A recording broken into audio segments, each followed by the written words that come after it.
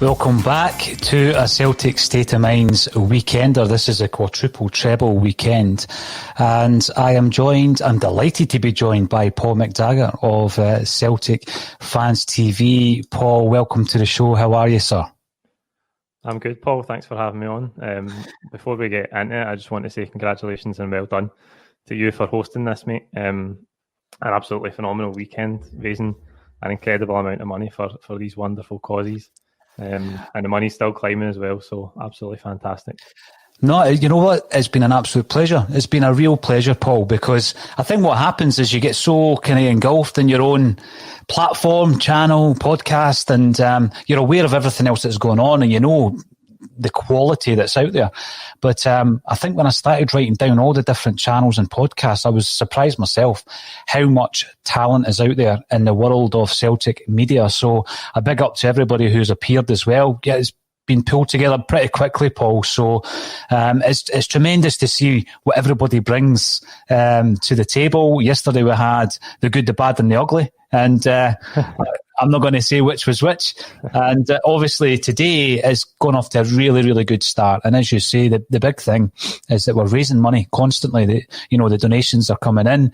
We've had everything from £5 to £1,000. People are, giving us items to donate. It's been tremendous. It's been not donate, but to auction.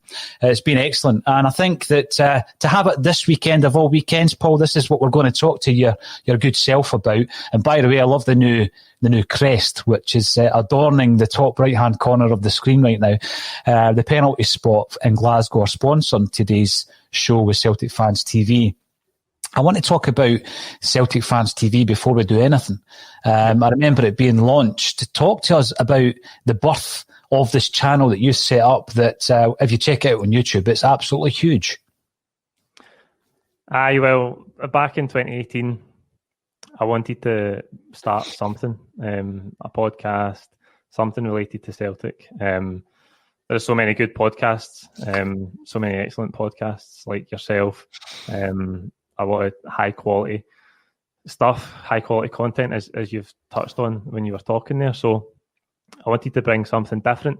The sort of full-time reaction video content outside the stadium was something that it was the only thing I felt that maybe wasn't there in terms of the Celtic fan media space. So we went and done the trailer on the night of the World Cup semi-final between Croatia and England.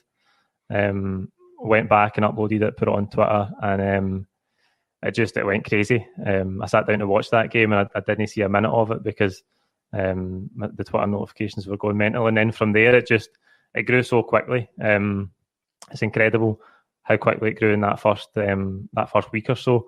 We were giving away a home shirt after we reached 1,000 subscribers, and we reached 1,000 subscribers before we'd even done a proper bit of content.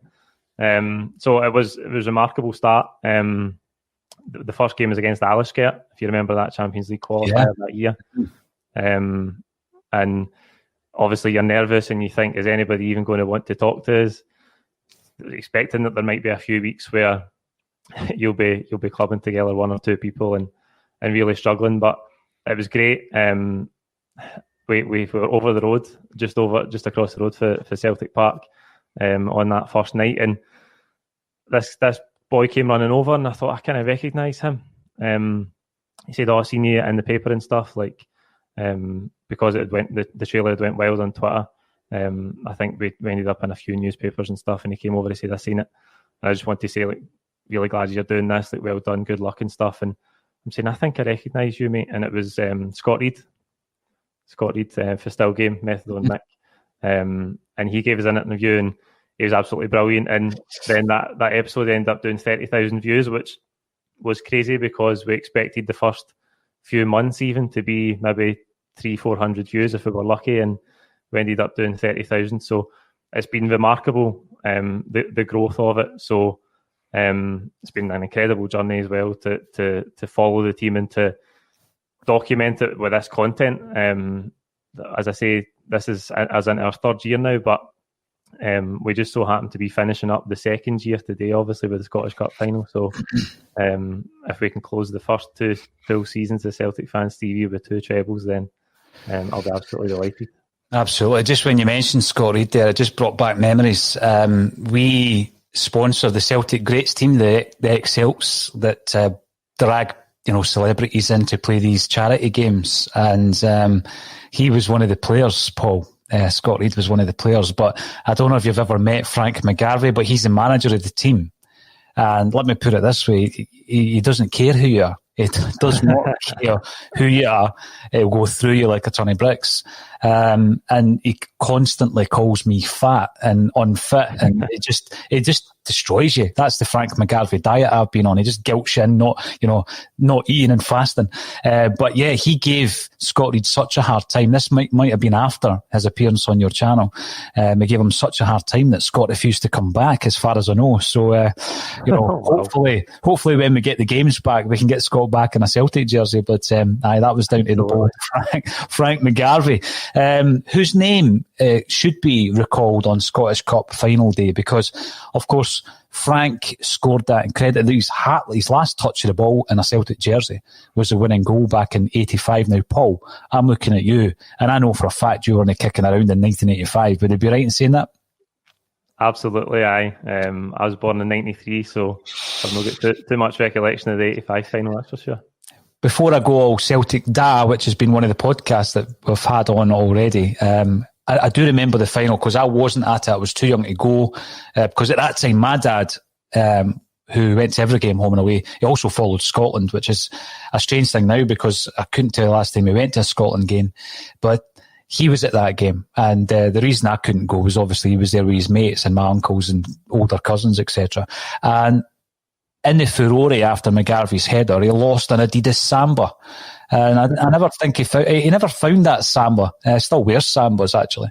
But there, he comes home with one shoe on. So you can imagine the reaction from my mother. A semi-drunk or completely pissed dad walks in with one shoe on. But that was the 85 Cup final. We're going to be talking all about today's. And one thing that I've really enjoyed over the last 14, 15 hours. It's just the coverage we've had on today's game. People have taken it from all different angles. We all know the big question is going to be around the team lineup. And then, Paul, you can either sit there with confidence or otherwise. We'll get into all of that. We've spoken about your channel, but I want to talk about the season so far. It's been an unusual season, and that is before you even talk about the world issues that everybody has been suffering. There's so much to discuss. There's so much to debate, and it goes from the very, very top at Celtic Park right down to the playing park. So let's start with the players. And, we've brought in 6. And I think, we actually did a podcast asking the question, is this the best transfer window in living memory? Because I felt it was. I think looking back, with hindsight, it's a great thing. Some of the guys you thought were cast iron starters for Celtic have faded away. Some never got started. So in terms of the recruitment, Paul, how frustrating has it been? Because there seems to be some kind of an issue with regards to who identifies the players. Does the manager have the final say? Clearly not. And the involvement or the interference, rather, of the CEO in that whole process, to the point where sometimes of the 6 were playing 2. I mean, how frustrating has that been? We spent a lot of money this season. I think if you go back to the start of the season, we were all, as you said there, delighted with the transfer business that happened before a ball was kicked, if you like. We kept a hold of all the big players, which was the main thing for me, for a lot of people, I think. And we spent a lot of money. Brought in guys like Barkas, Ayeti, permanent transfers for £4 or £5 million. Duffy was a high-profile signing as well. So we spent money, we kept a hold of the big players, and I think everyone thought the best transfer window in memory, certainly in recent times. So it's been really disappointing to see how it's played out in this first half of the season. Duffy's really struggled, obviously. I do think his interview last week was really honest, though. I like to see that. Showed a lot of humility in his interview last week, talking about his form since he came to the club. Barkas has obviously struggled as well. Ayeti, who's looked good in the first few games that he had, it looks like a born goal scorer. He struggled with his fitness, and it is a frustration because we haven't been playing to the level that we know that this Celtic team can. So the fact that those new guys have come in, and very few of them have been able to nail down a starting place, has been really frustrating. I think the first couple of games of the season we looked good. The early Champions League qualifier, I think, against Reykjavik, and then the opening league game against Hamilton, I thought we looked good, but sort of ever since then we've not reached the levels that we know that this Celtic team can. And even before we hit that bad run, 2 wins in 12, there was plenty of games where anyone who was watching Celtic for 90 minutes week in and week out could see that something wasn't quite right, and we weren't in very good form because we were scraping a lot of wins in the league games, particularly against teams in the bottom six. You think about the Dundee United game, the St Johnstone game, and I think it was clear for early on that the form just wasn't there, and something wasn't quite clicking. That's both with the existing key players and the new guys that came in. You're talking about the key players, and I think this season another frustration for myself watching it from afar is guys that you could rely on in the past, Paul. People who were game changers, such as Edouard. They've not been the same this season, and that's frustrating. And when you're looking at some of the comments being made at the AGM, for example, and we're suffering because the fans aren't there. We've suffered big time with COVID and injuries, etc. But, I mean, how disappointing, for example, has the form of Scott Brown, Odsonne Edouard, Callum McGregor even been this season? Because I feel that you bring in these new guys, but as long as your hardcore continue their form, then it might take a while for the new ones to bed in, but as long as you've got that nucleus of the team still playing, those winners that have been over the course again and again, you'll be fine. But unfortunately, they've been affected as well. I mean, how does that come into your mind when you're picking a predicted 11 for today in terms of Brown and Edouard, for example? It's been difficult. It's difficult at the best of times trying to pick what the team's going to be, but this season it's been so difficult because the manager's changed the personnel so many times. We've changed formation so many times as well. And there's nothing's really stuck. Nothing's really worked. I think those big players have been disappointing this season. There's no getting away for that. Edouard isn't the player that we've seen last season, although I think recently, I said this in the starting 11 prediction that I did yesterday, I don't think he was that bad against Kilmarnock last week. I think his body language and his attitude is something that doesn't change. I don't think when he's playing well that his body language is really any different, but it just gets times by 100 when things aren't going well. So there's no doubt those guys have been disappointing. I think we might come to it later on when we talk more about the starting 11 that might play today. I've just got a feeling that Scott Brown will play, that Scott Brown will start, and you can make a really good case for Scott Brown starting. He's led the club to so many major honours. He's vastly experienced, so there's no doubt his form hasn't been there this season, and he is ageing. He's got a lot of mileage at the age of 35, 36, but there's no doubt he's not hit the level of previous seasons this year. Ultimately, going back to what you were saying about so many key players not performing, I think that's where we all had this debate, and I don't want to maybe labour it too much today because we're all looking forward to what could be a massive day for the club and getting behind the team and supporting the team. But it came back to the management team for me. So many players weren't playing well that it just, you can't, some of these guys are going away and playing for their national teams and playing really well. So it can't be that all 15 or 18 of them are coming back to Celtic, and it just so happens that they're all in bad form, and that's the reason for why we weren't playing so well. So I think to sum it up, last season was really good. A lot of last season was really good, but there was themes last season, themes that started last season that have continued into this one, like the performances in the big games, the Champions League qualifiers, the games against Rangers, and those have continued into this season. So, in my opinion, I think what we've had is last season was a perfect mix between the stuff that Rodgers had put in place, and then the early days of Neil Lennon maybe getting us to play forward a little bit quicker, at a higher tempo, more energy. But I think now we're in a sort of no man's land where all of the standards that Rodgers put in place have worn off, and the team have looked a little bit lost at times this season. They definitely have. I'm going to dip in and out of the comments as we go along, Paul, because it's a wee bit more difficult when I'm just the guy behind the buttons in the background, because you don't want to throw questions at people who aren't prepared for them. But Red Scotland, who has been a great supporter of this weekender, he's been here, I think, for the whole period. Sambos were the best football sannies, yeah, they were, and my old fella still wears them. So a big shout out from our sponsor of today's show, the Penalty Spot, to my old man Jimmy the Legend. The reason I bring this up, Paul, it's incredible what Celtic can do. And I do remember my old man had cancer a few years back, and the first thing he did or wanted to do once he got back on his feet was go to Celtic Park. There's just this magical element about the place that obviously you miss it, and he had missed it for all those months that he was fighting and getting treatment and all that kind of stuff. And I just remember him saying, I need to go to Celtic Park, and there wasn't even a game on. You know, he just had to be there and just kind of stand on the Celtic way and look up and all that kind of stuff. And we've missed that's this season in a big way. And you know, obviously we've had an announcement yesterday that we're going into a lockdown just after Christmas.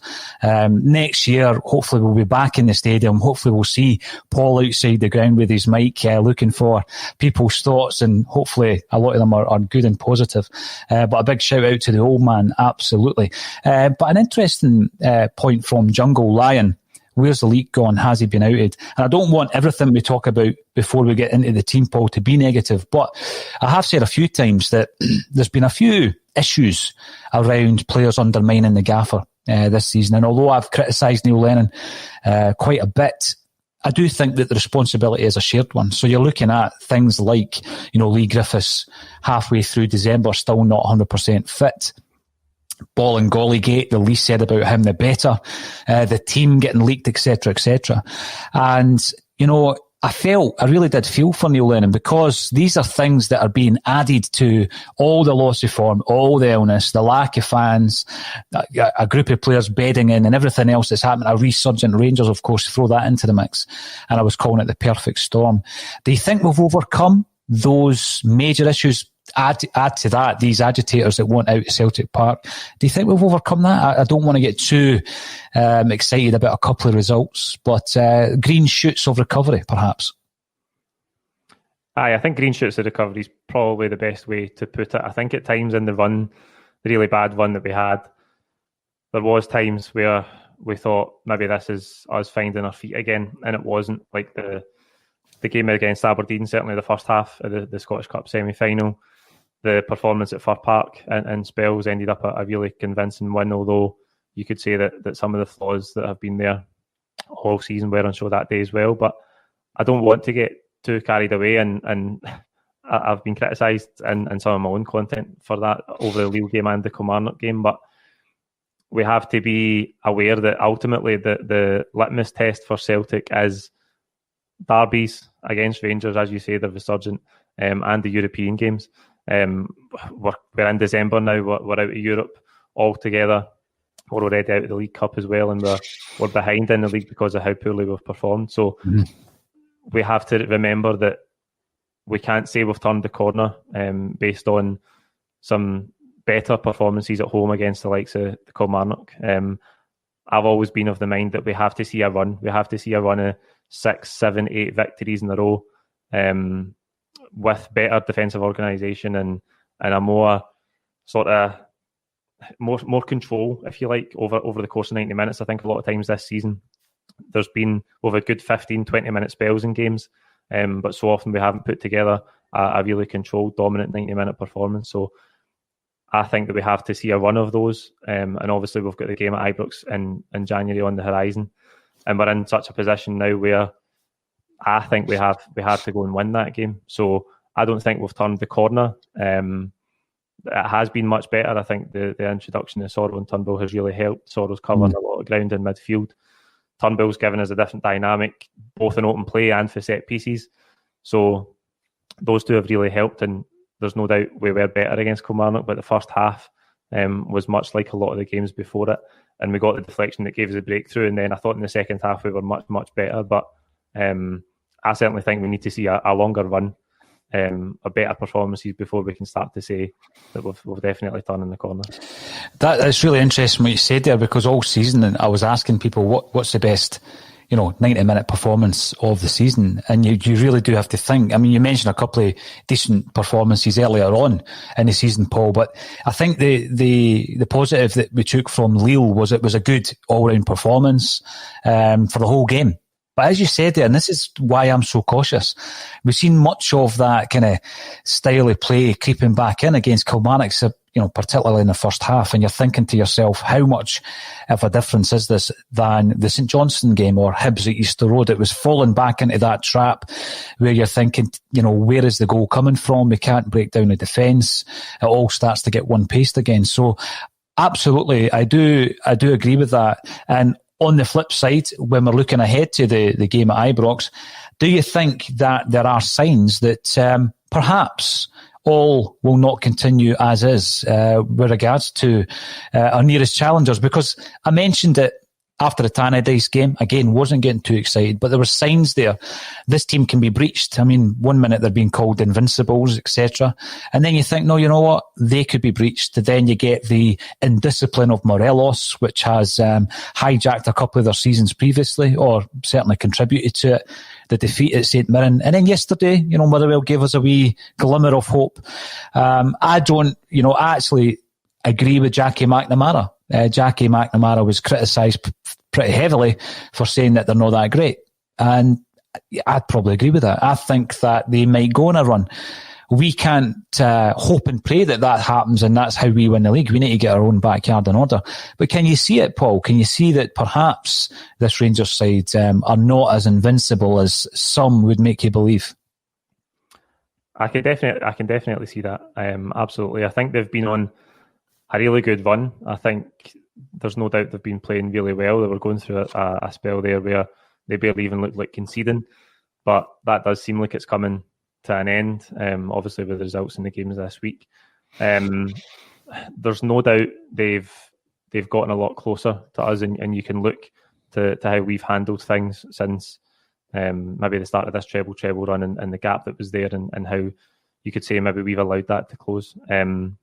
But I do think, football's it turns so quickly. If you think back to last season, the season that couldn't be finished because of the pandemic, I think Rangers were on the brink of protests at their stadium, calling for their manager to go. But then they managed to reset in the summer, and they go on a really good run. And all of a sudden, we're the ones who are going through bad form, and it flips. Football, particularly supporters, we're so fickle, aren't we? So it can change very quickly. There's no doubt they will have bad games, and they could go on a bad run. The one thing that I've been saying for season upon season now is that even though Rangers have improved, certainly in the derbies, we've got a lot of work to do in the derbies. I would like to think when we go to Ibrox in a few weeks' time that we're going to have something different in terms of a setup and a game plan, because we've been second best in the last 3 derbies now, and I think that's pretty unacceptable. So they've definitely got better in the derbies, and their European form has been brilliant. But the one thing that you can always say is that they haven't been over the course. They haven't been over the course, and that's why I was really surprised.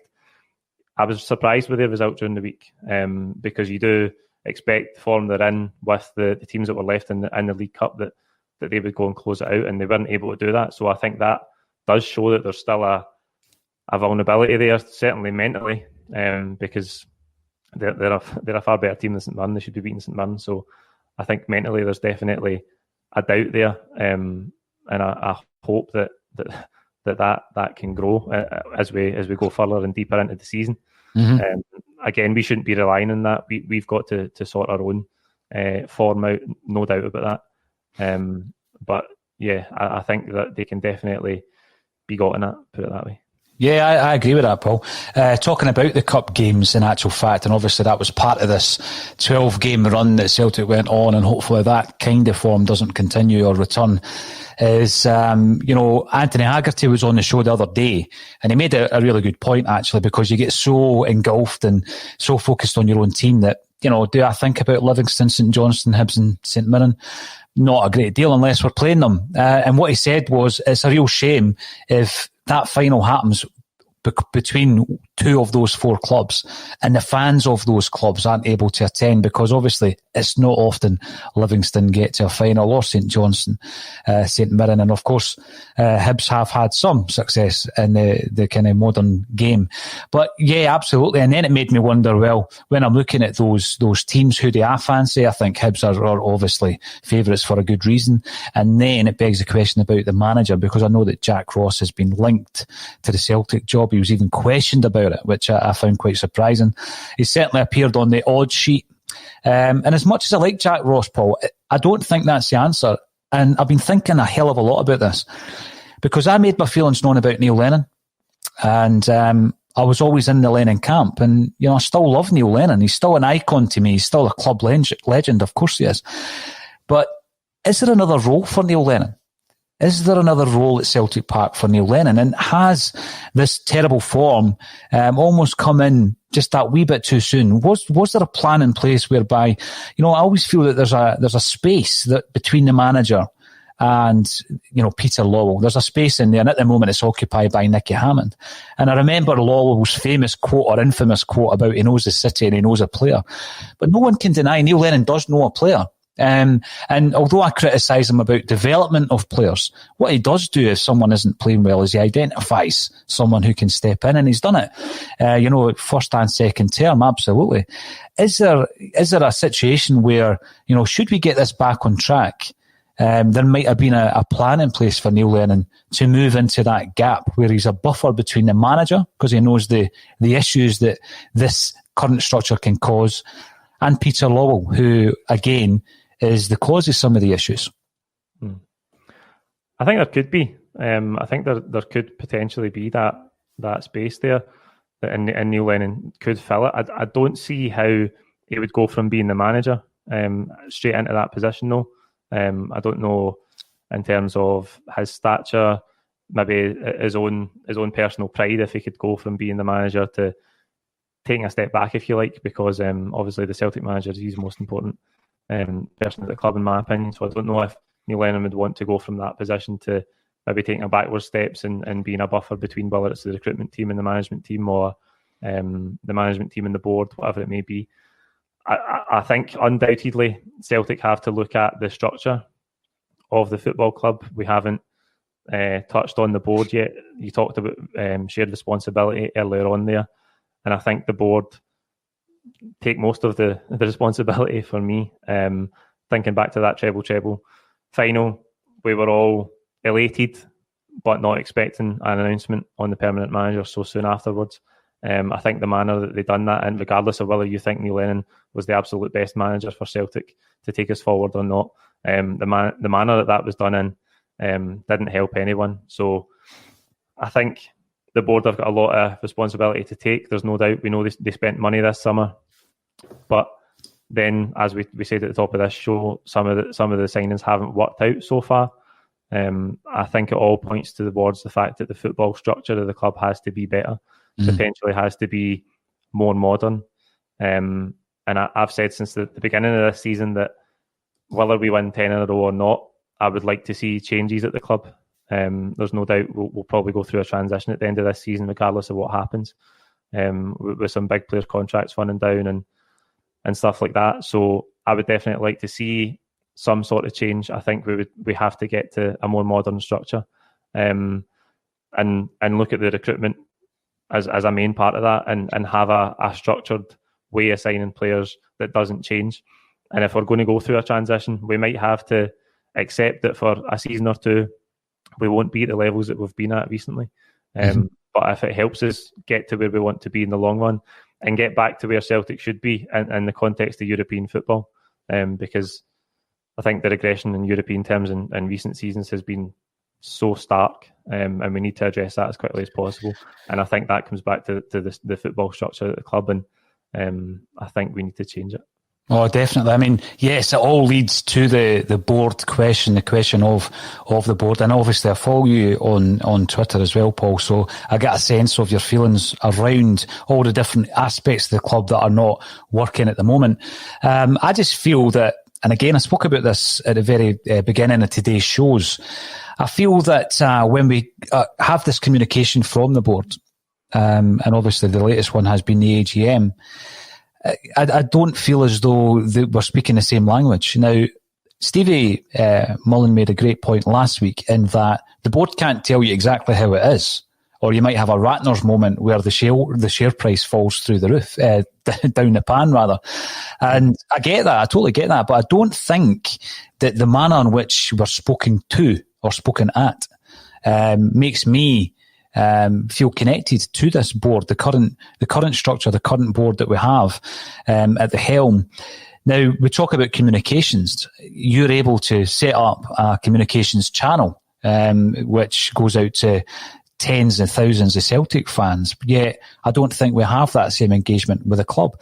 What's your thoughts on, even through the pandemic, where the perfect opportunity was there for the club to really engage with the fans? Now, I'm not even going to say tongue in cheek, but we asked Peter Lawwell for an interview. I first asked him for an interview about 2 or 3 years ago, I think it was. So we've been chasing it for some time. Whether or not it ever happens, Paul, if it does, you're welcome to join me on that Zoom call. I don't think they'll allow us to record it. Who knows? But I mean, what's some of the questions you would ask Peter Lawwell in relation to, you've hit the nail on the head with the European regression. Absolutely. Do we know what Celtic's plan is over the next 5 years? And if not, why? I just don't think the communication's there. What kind of things would you like to ask Peter Lawwell? That's a good question. And you make a great point in terms of the communication for the club, because I think it's been terrible. I think it's been really poor, particularly since the pandemic. I know that in the AGM video, Peter Lawwell was really defensive about the communication, and he thinks it's fine. He thinks it's really good, actually, which might tell you as much as you need to know. There's so many questions. I think the first one I would ask him is what has the club done in the past 3 seasons to get closer to the Champions League group stage? What changes have been made? Because it seems to me like we've made the same mistake for 3 seasons in a row now.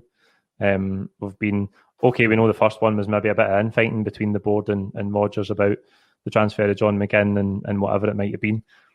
The last 2 seasons, particularly under Neil Lennon, we've lost in the qualifying rounds to clubs that are a tenth of the size of Celtic. There's absolutely no getting away from that. And okay, it's football. We know that can happen. It can happen once. But we're now in a run of 3 years in a row where we haven't got anywhere near the Champions League. And that to me is the yardstick for Celtic. I think if the board's seen the progress that was made under Brendan Rodgers for all of Rodgers' faults in the end, he was an excellent coach and he did take us to the group stages twice. And the board must have seen in even the share price, right down to the share price. The share price just about doubled since before Brendan Rodgers came into to where it was at Celtic's height while Rodgers was here. So I think to make such a whimper of an attempt at making the Champions League group stages the past couple of seasons has been unacceptable, really.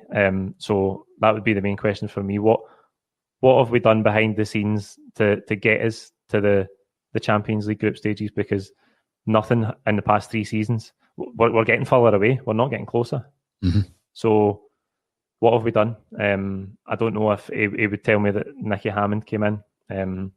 So that was something different that they'd done, if they brought in new data software, whatever it might be. But I think at the end of the day, we're getting further and further away from the Champions League group stages, and we might not be able to compete with the elite clubs in Europe. We know that, but you can see in the teams that have eliminated in the Champions League, I think they've all went into the group stages, and I think between them they've gathered about 2 points over 3 seasons. So there's no doubt that we should be much, much better in a European context, and that is something that I think the board haven't done enough to improve on. No, you're spot on. Now, we do have a question coming in relation to the fabled interview with Peter Lawwell. Yes, I think that as well, Richard, but I won't confirm it until it happens. I won't believe it until it happens, but it would be great if the club were able to arrange that, because we have had communications with them over the last few weeks, and we will be revisiting that in January, talking of which there'll be another review in January, Paul, and that review will be the board reviewing the situation with the manager. And, you know, although my tipping point was half-time at Pittodrie, we've been told that Lenny's going to be the gaffer right up potentially to the Ibrox encounter. Today may add to us getting our season back on track, or it may completely derail it. Where do you stand on Neil Lennon as Celtic manager at the moment? I think we still, certainly in my opinion, I would like to see a change in manager. I think Neil Lennon is fortunate to still be here. There's no getting away for that. We did go through a run of 2 wins in 12 games, and a few people pointed out to me that if you look at that run, there's not a lot of domestic league games in there, and there was a lot of European games, but I think the manner that we lost some of those games in was unacceptable, and it seemed unachievable to me. So I think he's certainly fortunate to still be in the job. I don't know. I think hopefully that we get the win today, and it does give us a shot in the arm, and we can really go forward and push on. I'm not sure what that will do, and like when we come to January, I don't know if they plan on reviewing it straight after Ibrox, or if they want to wait a wee bit longer. But I think ultimately, for me, it comes down to that game at Ibrox. There's no two ways about that. If we win all our games up until Ibrox, and so do Rangers, if we lose at Ibrox, the manager has to change. We'll be right on the cusp of losing the title there and then, if we get beaten in January. So I don't know where we'll be at that point. As you say, there's maybe 3-4 games to go up until then, and today is obviously a big opportunity for us to make more history. So that might help Neil Lennon. It'll certainly help the team if we can win it. But it all comes down to that game at Ibrox for me. Yeah, absolutely, Paul. Now, you'll be covering today's game. So before we get into predicted team lines, etc., I'm hearing that there's some leaked teams filtering into Twitter. I'm not going to get involved in the leaked teams. That's always a bad idea on the eve of any big game. So what coverage are you planning for today's cup final, Paul, on Celtic Fans TV? We've got live full-time reaction straight after the game, a 4-man panel today, as opposed to the usual 3, just something a wee bit extra, 4 contributors on instead of the usual 3, just because it's a cup final, and hopefully we can all be in celebratory mood after that. That will be live on YouTube, and then I'll have the usual Twitter reactions after the game as well. So hopefully I'll be able to have a few beers and celebrate while making that content. Just to let everybody know, I'm not on the beers, because that is water, fizzy water. I've been accused a few times of being drinking beer at 12:30 in the afternoon on a Tuesday and stuff like that, Paul. So just to get that one out there. Now, good point made by Stephen McGonigal on YouTube. Hi guys, good to see 2 great podcasts together. What I would say is that although it wasn't planned months and months in advance, I think having a charity weekender, allowing all the different Celtic platforms to come together for a weekender, I think is a great thing. Now, the 20 or so podcasts this time next year might be different, because some of them come and go, Paul. I mean, even yesterday, one of them came out of retirement just to appear on the show. But, you know, if there's an appetite for it, and we'll gauge that nearer the time, I think it would be great once a year to do this and bring the talent that the Celtic support has at its disposal in terms of alternative media. Some might call it rebel media. It's been called a lot worse than that as well. But yeah, I think there's so many people out there doing a great job, and why not? You know, it's been a great success, and I did update the ticker tape whilst you were talking earlier, Paul. So at the moment, when we're putting the fundraising page and also the auctions together, we're at 18.5 grand. Now that's just tremendous. Our total, our target rather, is 25 grand today. And I think that there's a chance we'll get to that. Now, you might know this yourself, Paul. Bizarrely enough, our figures are higher when Celtic have had a bad result. Because a lot of fans want to come on and vent, and that's what we notice. I'm hoping the figures are high after today, but not for that reason. I'm hoping everybody realises just the significance, the historical significance of what today could bring. It's unbelievable to imagine 4 trebles in a row in any domestic league anywhere in the world, and we're on the cusp of that today. And we're within touching distance of making that history. And, you know, when you're growing up, I always remember watching the old Celtic centenary video, and this old fella, I think he was the kind of Paul the Tim of his day. He was called Celtic's greatest supporter. I don't know who it was, actually. Somebody who's tuning in might have known the old guy. And his dream was to do another 9 in a row.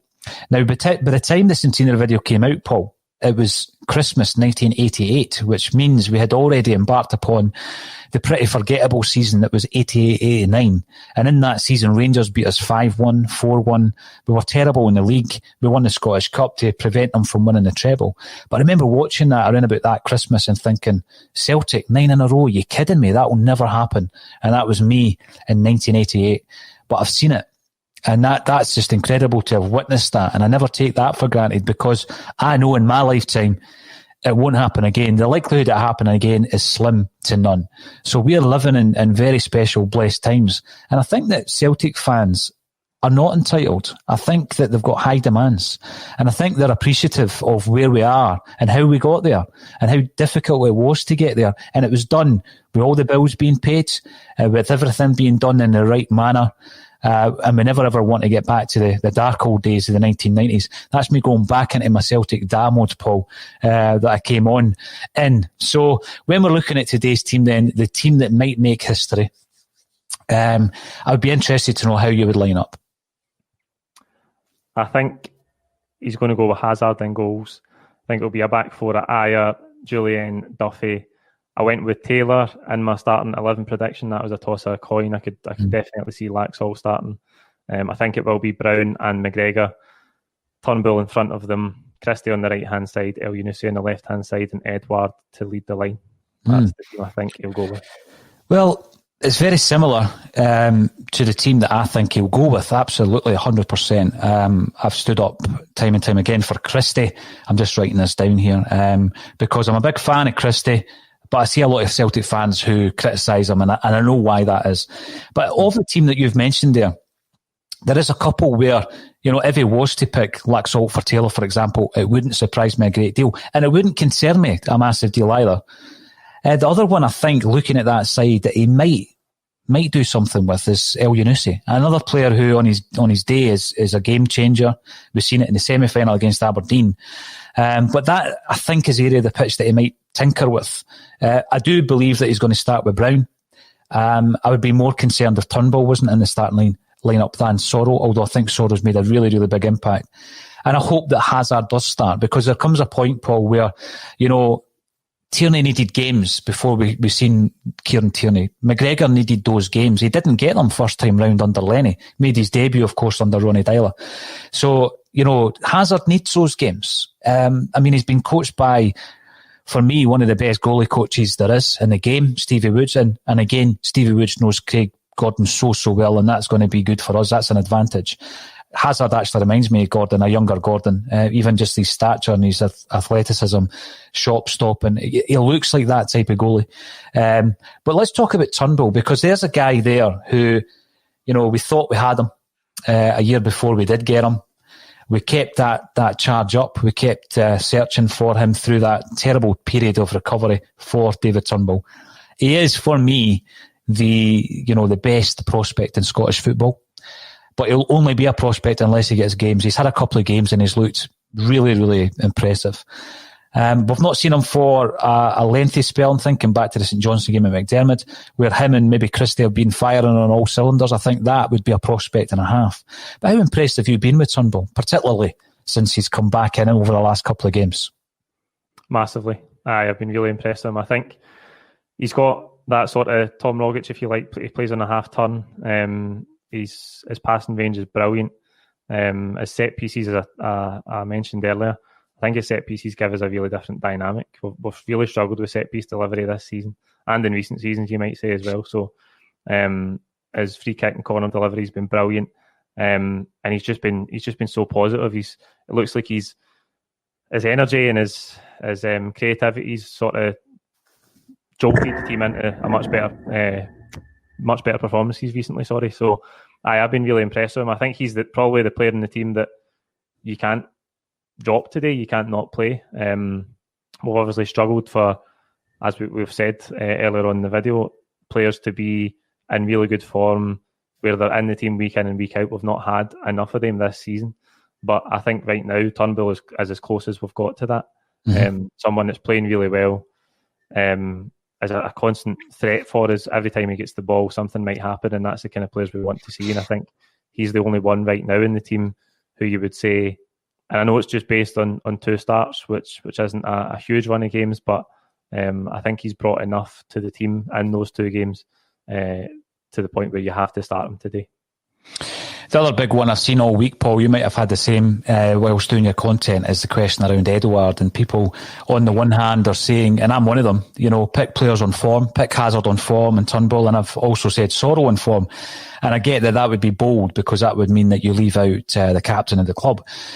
On the flip side, Edouard's not in great form, but I still pick him, so I'm just a walking contradiction. What's your thoughts on Edouard? And what Edouard are we going to get today? If he is picked, which I think he will be. I hope we get the Edouard from the 2019 final. We know he's a big game player. He loves these big occasions. And throughout this run, there has been games where he's not played well at all, but there has been games where, he scored an excellent goal away against Prague before, obviously, the team capitulated. He scored a very good goal in Milan as well. So there's no doubt, we all know his quality. He's got those sort of performances in him, like we've seen in the Cup final 2019. I just think, who do you play if you don't play Edouard? Klimala, because Ajeti and Griffiths have been nowhere near it the past few weeks. And Klimala, certainly for me, I know he's come on and he's scored a few goals off the bench in the league this season, but I just can't see why you would start this game with Klimala. I think Edouard's got all the quality and more. We know we haven't seen it enough this season, but there's no doubt that he can be the match winner. And it's a cup final. As I say, he's a big game player, and I wouldn't be surprised if he was a match winner for us again today and he brought a really high level of performance, because we've seen it so many times before. Yeah, we have. And you mentioned a final that, you refer to it as maybe last year's. It doesn't certainly feel like last season's, because that's today's. It can get confusing. But I remember the final touch of the ball. We spoke about McGarvey's last touch of a ball in a Celtic jersey, winning us the Scottish Cup in '85. Lustig's last touch in a Celtic jersey again was a header, and he knew, and everybody in the stadium knew, that when that fell to Edouard, he was going to finish it. He's the one guy you wanted that ball to fall for in a situation like that. And similarly against Milan, and the goal that you mentioned, no one else in the pitch could have scored that goal, Paul. He's got that class. He's been playing within himself. A lot of people are saying that he's surly and he's huffy and he wants away. Perhaps he does, and that's maybe contributed to his poor form, particularly when you see what he's doing for the France under-21 team. But I do think that he's a big game player. He's proved that time and time again.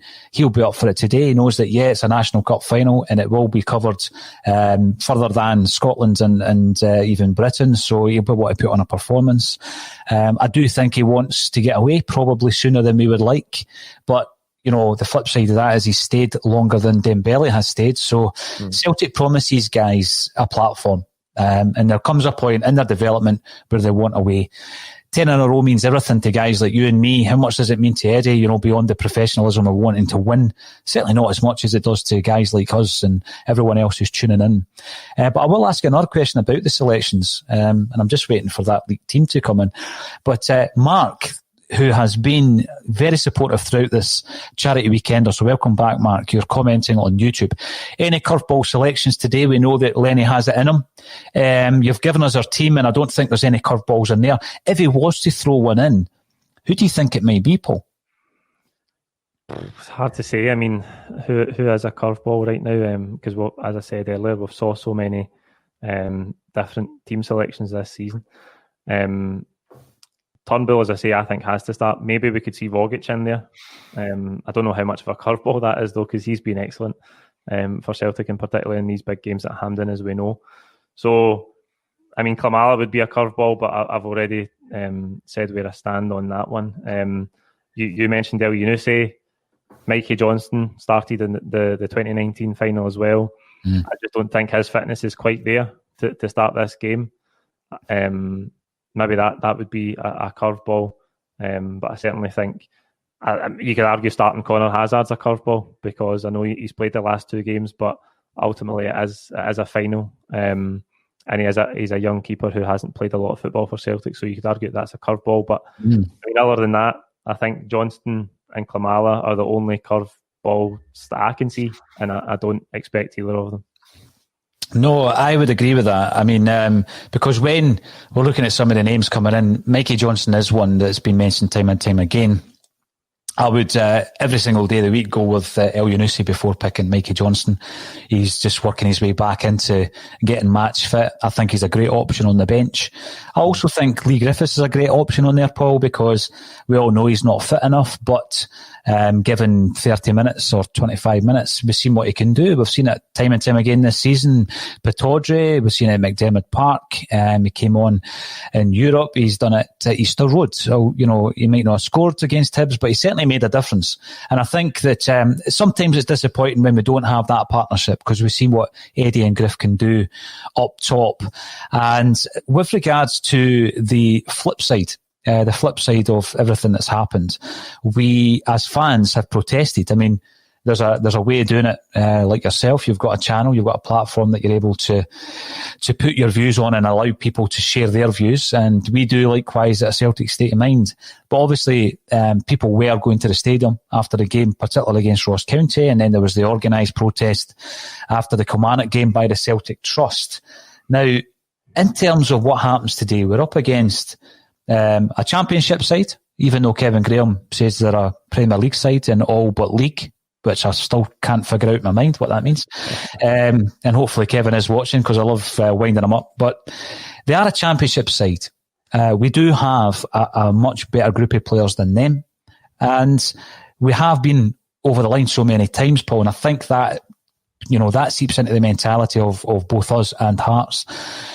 I think we should, and I use the word should, in italics, because we should win the game a couple of goals to nil at least. However, we know that there's 2 sides of the Celtic side. And if we get the bad side, if we get the ugly side, then we could really be up against it. What is the repercussions of the unthinkable today? What do you think the repercussions are? I mean, I'm going to be sitting in this seat producing the Celtic State of Mind Charity Weekender. I'm not going anywhere. What do you think the repercussions could be, Paul? I think the repercussions for me and you are, as you said earlier, high viewing numbers, because negativity is twice as popular as positivity in it. I think the repercussions for the manager, for the club, I don't think there will be any. That's where we're at. The board have said that they will review it in January, so I don't think anything that happens today really is going to change that.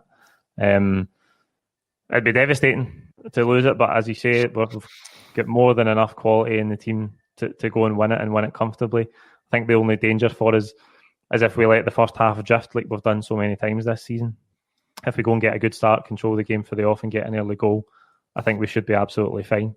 I think ultimately there won't be any repercussions in terms of the manager's position, or maybe even more protest for the board. They could happen, I suppose, but I don't think there'll be any changes until it's reviewed in January. And to come back to the protests and the board, the whole sack the board thing and everything, like, the board could have prevented that. Let's be honest. We've talked about the communication, and ultimately it was clear for us all to see that we could have been doing with a change at some point in that really bad one. And I think if the board had decided to make a change, the whole sack the board protest would never have got off the ground. So I think that was ultimately their responsibility, due to the poor communication and the decision to keep Neil Lennon when it looked like we couldn't turn that around. I'm hopeful that we do turn it around, and I'm hopeful that we all have egg in our face at the end of the season, let's be honest. No, you're 100% right, Paul. Yeah, I'd be happy. I'd be happy to be proved wrong. More than happy. And people can set up the memes and everything else that happens, Paul, when you go out in videos and people wind you up for what you've said and what you've not said. Absolutely. I'll take all of that every day of the week if Neil Lennon can turn this around. But going back to something you did say, I do think that come the end of the season, regardless, that whole review of the structure of the club from top to bottom needs to take place. Jim Orr, again, because he's been through this back in the 90s, talks about sack the board, disband the PLC, and, that's not going to happen. But obviously what we do need to do is we need to communicate our thoughts to the club in relation to where we're going over the next 5 years, and hopefully it will be better than the last 5 in Europe. 2 things to ask you, Paul, and you answered the manager question very diplomatically, I've got to say. What type of manager do you think? I'm not going to ask you for, give me who do you want as a Celtic manager. What type of manager are we talking here? Are we talking about someone who's up and coming, someone who's unemployed, someone who's made a name for themselves when England is out of a job? Because I think Celtic fans are coming round to the realisation that this Brendan Rodgers kind of elite manager might not be where this board is going to be aiming. Yep. I think I don't think you can debate that that's not where the board's aiming. I think we've seen that with the full-time appointment in Neil Lennon straight after the cup final. So, I mean, in my opinion, I think Celtic should have the best manager they can possibly get. That might be idealist. It might be unrealistic. I know we can't just go and pluck another Brendan Rodgers out of nowhere. I know that was a unique set of circumstances, if you like, that brought that about. I think we need someone who's modern, who's forward-thinking. And again, if we're talking about it in the context of changing the football structure at the club, then it might be someone who works as a head coach and is willing to work with a director of football or whatever it might be. But I think we have to have someone who is an excellent coach, who can organise the team, who's tactically versatile. I think that's where football is at now. I think we've all heard this criticism of Neil Lennon in regards to tactics and stuff like that. And at the end of the day, none of us know what goes on in the training ground and in the tactics meetings and stuff like that. But as I said about the derbies earlier, we've not really come up with anything different in the last 3 derbies, and we're going to have to in January. So I think we have to have the next manager as modern, forward thinking. I think we have to get away possibly from the Celtic man recruitment method. I think if we cast our net a bit wider, I understand that there has to be people at the club who understand what Celtic is, because it's not your run-of-the-mill football club. They have to understand what it means to millions of people. But there can be other people in the club who understand that and who can translate that to a manager. It doesn't have to be the manager himself. It can be players. It can be the assistant manager. There's going to be plenty of people at the club who understand what Celtic is and what it means to people. I don't think the manager has to be a Celtic man. So I can't give you any names, and I'm glad you didn't ask me for any, but I think that's the rough profile that I would look for as the next manager. Well, Paul, it's that's been an hour. It doesn't seem like an hour, and I think that tells you exactly how much I enjoyed that discussion leading up to what could be a historic day for Celtic, and a season that's been tinged with disappointment throughout, unfortunately for us, but there is still an opportunity to salvage the season, and hopefully we do that. Whatever happens, people like Celtic Fans TV will be there every step of the way, so if you're not already doing so, subscribe to the channel on YouTube, follow this man on Twitter.